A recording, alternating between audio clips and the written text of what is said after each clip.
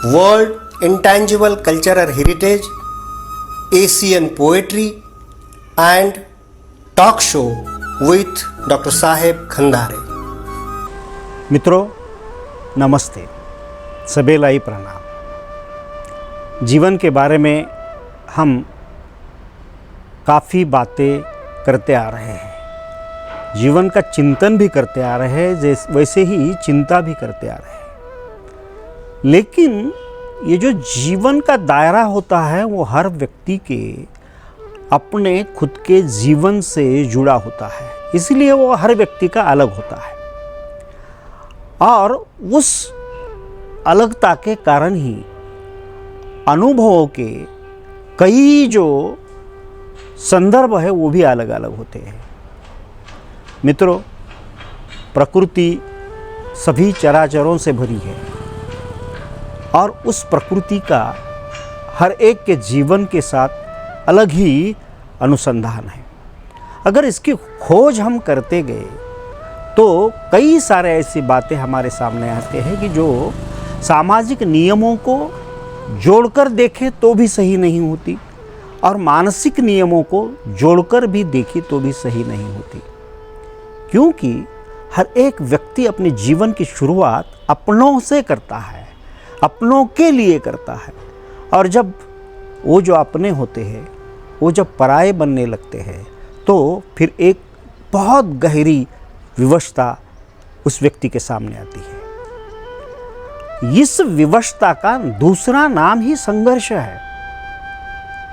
विवशता संघर्ष करने के लिए एक अनिवार्यता पैदा करती है और उस अनिवार्यता को लेकर के ही ये जो अंदरूनी लड़ाई होती है, खुद के साथ जो लड़ाई होती है, विकारों के साथ जो लड़ाई होती है वो अधिक तीव्र होती है। और ऐसी तीव्रताएं, ऐसी गतिविधियां कला के निर्माण के लिए एक पूरक सी होती है। यूं कहिए कि उससे ही कलाओं का जन्म होता है। संघर्ष वो अपना खुद के साथ हो या अपना अपनों के साथ हो या फिर अपना किसी गैरों के साथ हो, संघर्ष की प्रवृत्ति ही निर्माण की नींव होती है।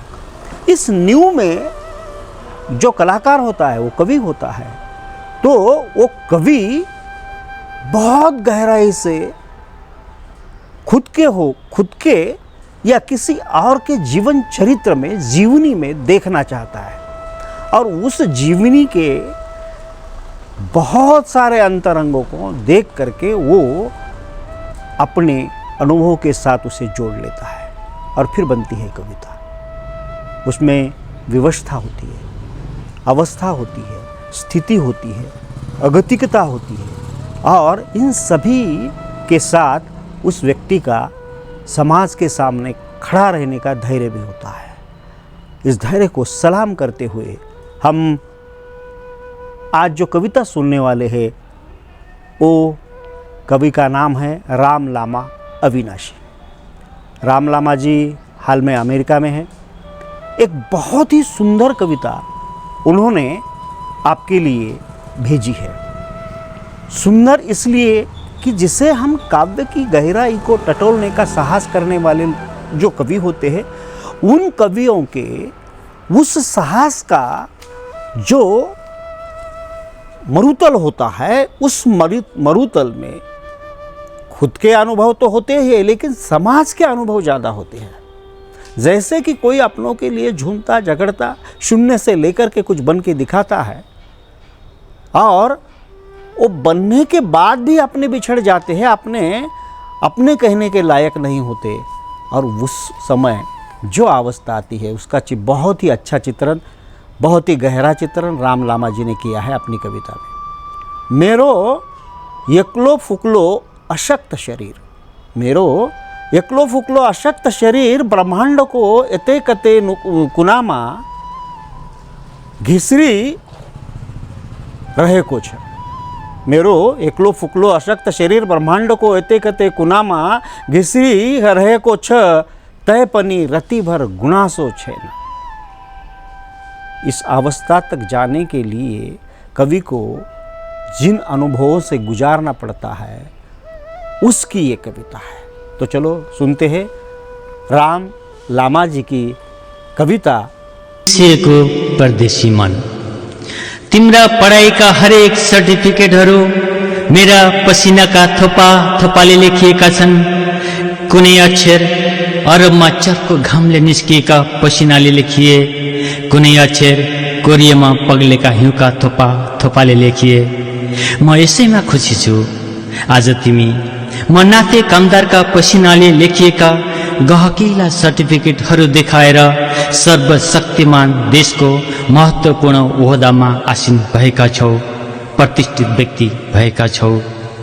जवानीका पाखुराका बल तिमीलाई हुर्काउने बोझ उठाउँदा सिद्धिए। आफ्ना वंशका चाहनालाई निमटेर तिम्रो उज्जवल भविष्य हेर्ने चाहनामा होसिए। आफ्नो छाक काटेर तिम्रो पौष्टिक आहारको जोहोमा लागे। आफ्नो शक्ति सिद्ध्याएर तिमीलाई सबल बनाउनतिर लागे। तर आज म वैदेशिक रोजगारबाट फर्किनु अगावै मेरो जीवनभर रगत पसिनासँग साटेको, तिम्रो पालन पोषण गरी बचेको सारा सम्पत्ति कुम्लाएर अर्कैसँग भागेकी तिम्री आमाको सम्झनाको घुट्कु लगाइरहेको छु। चरित्रहीन भन्दिन, वंशको कदर गर्न सकेकोमा बधाई छ उनीलाई। कार्यताले तिम्रो पारिवारिक स्तर निर्धारण गरेको छ जहाँ मेरो पसिनाको मूल्यको कदर हुन सकेन। त्यसैले तिम्रो सफलता सम्झेर कहिले काहीँ बुर्कुसिने यो मनको ऊर्जाले मेरो एक्लो फोक्लो अशक्त शरीर ब्रह्माण्डको यतै कतै कुनामा घिर्सिरहेको छ। तैपनि रत्ती भर गुनासो छैन। फलोस् फुलोस् तिम्रो जीवन। आशीर्वाद छ बाबु तिमीलाई, आशीर्वाद छ छोरा तिमीलाई। धन्यवाद।